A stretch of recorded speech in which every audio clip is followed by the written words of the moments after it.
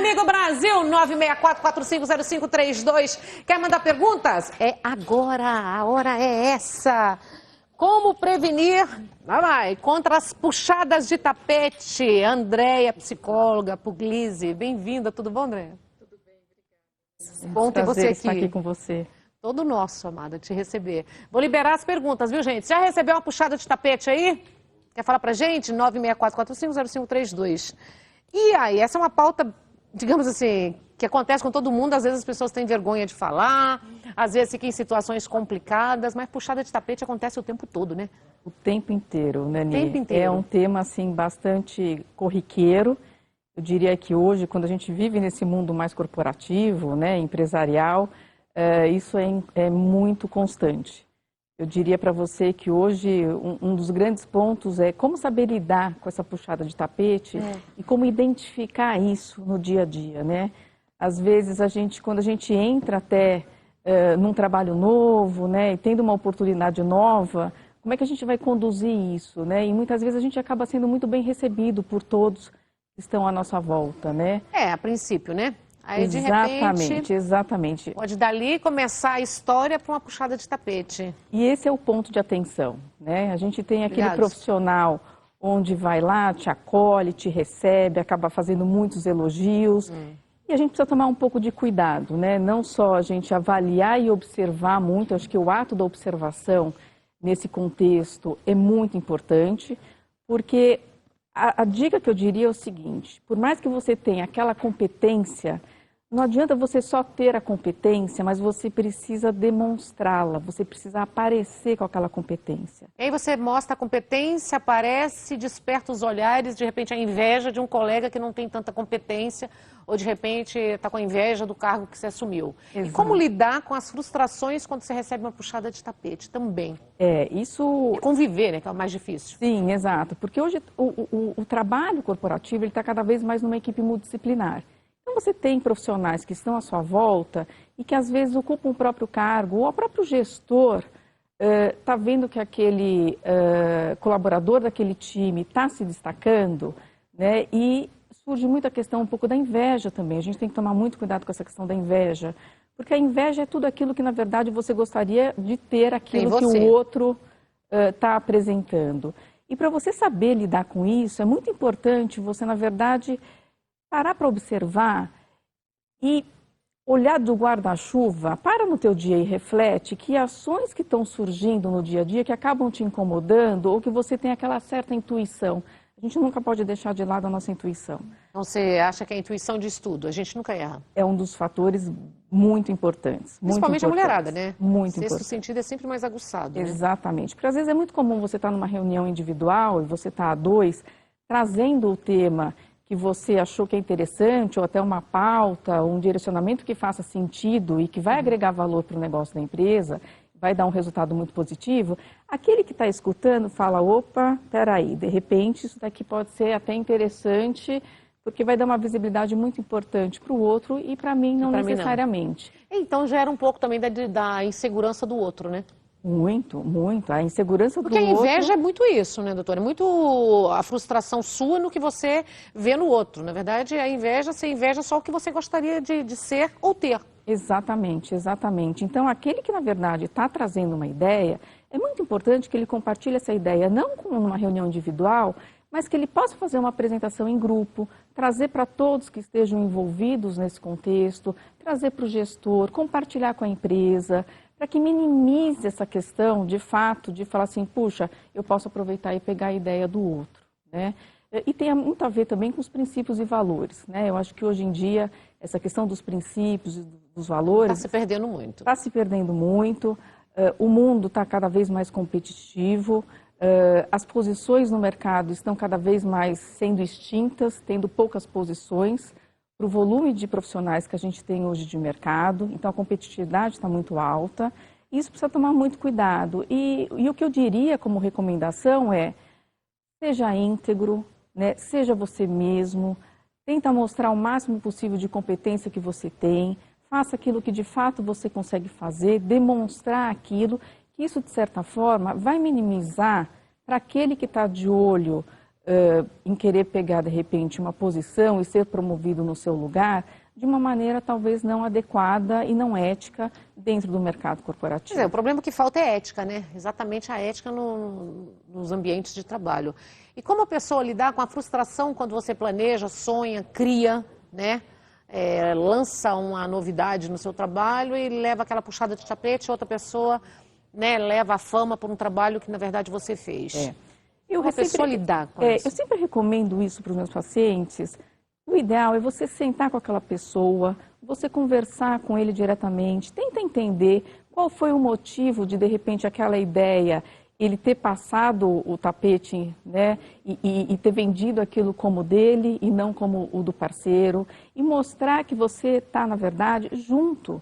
Vocês precisam crescer juntos. A gente, quando está dentro de um mercado corporativo, dentro da empresa, o intuito não é competir com o outro, é uma competição saudável. Mas você, na verdade, precisa estar junto e mostrar que unidos é bem melhor, bem melhor, é mais fácil. Então, uma conversa direta e individual, ela é fundamental nesse momento. Claro que você tem que ser íntegro, mas também você não pode ser ingênuo, né? E saber avaliar e observar o contexto que você está passando. Você tem que analisar também no ambiente de trabalho quem é verdadeiro e quem não é, né? Porque a gente, no ambiente de trabalho, você lida com todo tipo de pessoa. E isso, a partir do momento que você passa a cumprir suas metas, os seus objetivos, você consegue fazer a lição de casa de uma certa forma correta, você entrega, você tem assiduidade, você chega no trabalho de uma maneira correta, tem uma postura onde você conversa com todos, né, e você troca informações com todos, isso, de certa forma, já começa a mostrar quais são os seus princípios e os seus valores.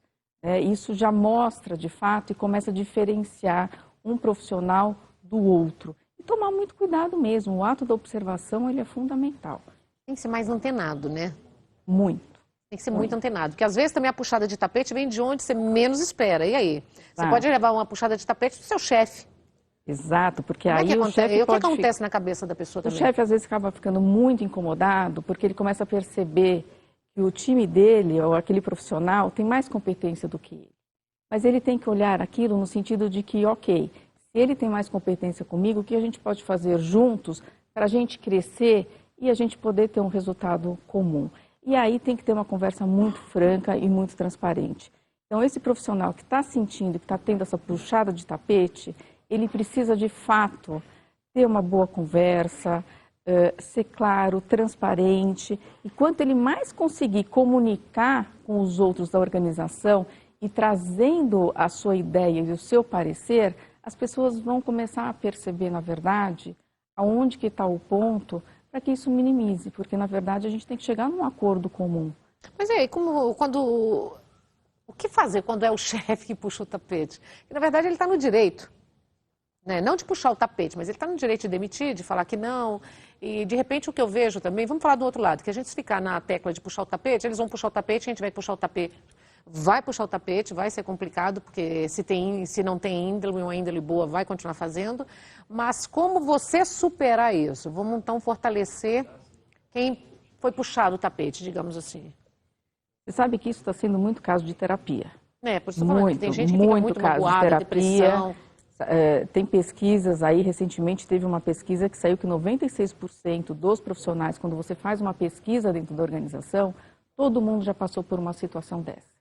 Todo mundo já? Muita gente já teve uma situação, seja ela pequena, ou seja até em casos de ser demitido para poder não ser promovido e colocar o colega que é amigo, ser promovido para aquela função.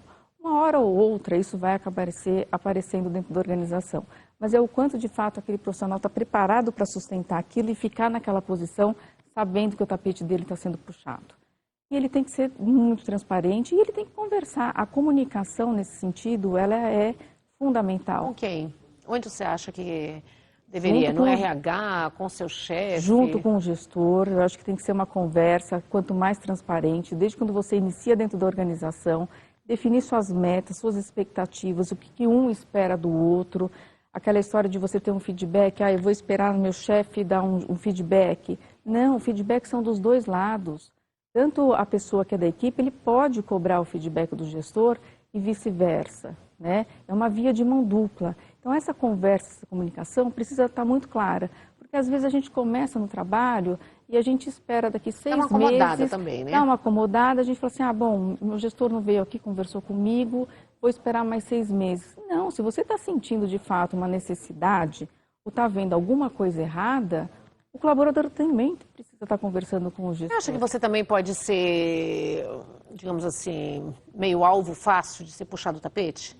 Que outra pessoa pode observar? Porque tem pessoas que batem mais de frente, então é mais difícil o tapete ser puxado. Tem pessoas que são mais vulneráveis a ter o tapete puxado? Tem. Você sabe que o dizer não no ambiente de trabalho ele é muito importante. Muitas vezes, dependendo da posição que você ocupa, você fala, eu não vou dizer não, porque eu estou numa posição aqui que eu não tenho tanto poder, eu não tenho um cargo mais forte dentro da sua organização, porque se eu dizer não, eu posso, na verdade, ser visto de uma outra forma, ou mais frágil, que talvez eu não tenha aquela capacidade para exercer. Mas o dizer não, ele tem que estar presente em qualquer nível da organização, né? Desde uma pessoa que está iniciando uma carreira, seja de estágio, até uma posição mais executiva. A gente tem que saber se posicionar também e deixar claro daquilo que a gente sabe fazer e daquilo que a gente não sabe fazer, né? E tornar isso muito claro, porque essas competências, não adianta você falar que eu tenho uma competência de liderança ou de comunicação e você não mostrar isso. Uma coisa é você falar que você tem. Se na empresa você não fala, né? E não apresenta isso, não aparece essa competência, uma grande chance de ter uma puxada de tapete é maior. Então, geralmente, são pessoas que se destacam mais. A puxada de tapete geralmente vem para alguém que está brilhando, está aparecendo. Exatamente. Acontece muito isso, né, em televisão. Acontece muito em televisão. Nossa, artista, então, atrizes, atores, gente, né, que tem um talento, puxada de tapete, que é amigo do diretor, aí puxa o tapete para pegar o personagem. E, às vezes, aquela pessoa que tem uma maior competência, se ela não souber mostrar e demonstrar e aparecer isso dentro da empresa, em qualquer ambiente de trabalho, a outra que não tem a competência, mas ela fala, ela se comunica bem, ela se demonstra, os holofotes vão para a outra que não tem competência. Então, mantenha o holofote sempre voltado para você. E cuidado, né? Quando você aponta um dedo, 3 estão virados para você, viu? Também cuidado, hein? Tem a lei do retorno também. Maravilhosa. A rede social, como que nós encontramos você? É Andréa Puglisi, _PSI. Vamos seguindo. Essa aqui, essa maravilhosa aqui? Exato, esse daí mesmo. Vamos seguindo, a doutora. Sempre tem dicas, com certeza, maravilhosas ali. Obrigada, viu? Obrigada. Volta mais vezes, obrigada, tá é um prazer conhecê-la. Nós vamos para um rápido intervalo comercial. Um minutinho só, não saiam daí que a gente volta já já.